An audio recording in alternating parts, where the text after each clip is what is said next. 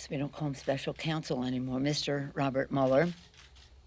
We can go more into that if you wish, but on one focus I want to make is in his testimony, he said that the Russians are attacking our elections in a sweeping and systemic fashion, and that they are doing it as we sit here. A disruption of our election that happened in 2016, and now they are doing it again.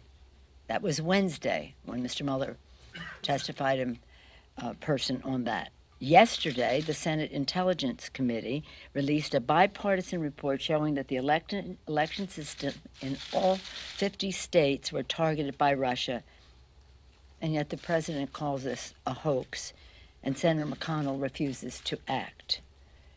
Just the other day, in the Senate, there were a number of bills. One of ours, the SAFE Act, that would Save Our Federal Elections Act, that the Republicans objected to bringing to the floor. This is about patriotism for our country. Our electoral system is the heart of the matter of our democracy, and yet the Republicans still continue to say no need to protect that. The path that we have is one that respects that the states manage our elections, but when it comes to federal elections, we want them to have the resources to do their job well. So we will continue to legislate on that score, legislate, investigate, and litigate on other issues that Mr. Mueller testified to as well. In the aftermath of the Mueller hearing, you said that you want to focus on what you're doing in the courts. Now, some of your Democratic colleagues believe you're simply trying to run out the clock on impeachment. Are you trying That's to run not out true. the clock? No, I'm not trying to run out the clock. Let's get sophisticated about this, okay? Okay? But how long Would do that these be? fights will take? We will proceed when we have what we need to proceed, not one day sooner. And everybody has the liberty and the luxury to espouse their own position and to criticize me for trying to go down the path in the most determined, positive way. Again, their advocacy for impeachment only gives me leverage. I have no complaint with what they are doing.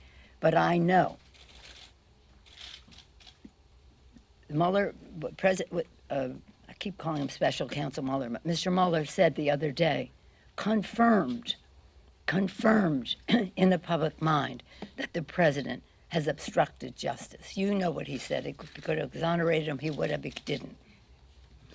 But he was not able to investigate the president's finances, personal, business, or otherwise, and that is what we are doing in the courts.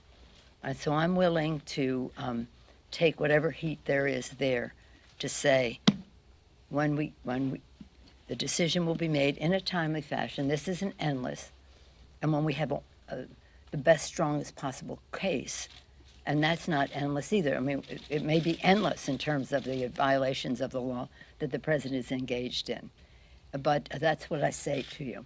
In your meeting? I don't think there ever was any hatchet. Well, she called you downright disrespectful. Well, that's we're in the political arena. Let me just say this, because I have some level of confidence and actually joy in seeing diversity in our caucus. We are the Democratic Party. Ever since I came here, we have been engaged in differences of opinion in our caucus, and that is a good thing. We are not a lockstep, rubber stamp representation of anything except representatives of our district and what that means. So in our caucus, we have our differences. Respect that instead of making a big issue of it. Respect that. Those are our differences, and how we express ourselves as representatives of our districts is our responsibility. I've never seen, actually, yesterday we had 219 votes for the bill. Is anybody asking any questions about that? 219, a very unified caucus in doing what we needed to do for the American people, even though it was a compromise. I certainly wanted more, but it was a compromise. When we win the White House and we win the United States Senate, and we continue to win the House of Representatives, then we'll have more leverage in that conversation. But I don't think I would never even say that it was a hatchet, but I do think that we sat down today, we had a good meeting, and the Congresswoman is a very gracious member of Congress, so we had a very positive conversation about our districts and how we represent them, our country, and how we need to meet the needs, the diversity of America, and the challenges we face in terms of issues and how immigration and people are respected. I again referenced Ronald Reagan as opposed to the current occupant of the White House. So I feel, I've always felt, again, it's like you're in a family. In a family, you have your differences, but you're still a family. Is that your family? Your family always agree on everything? But sometimes we have meetings to clear the air. You do? You have meetings in your family? conversations. Oh my God. Oh my goodness. Well, you may be a model for the world.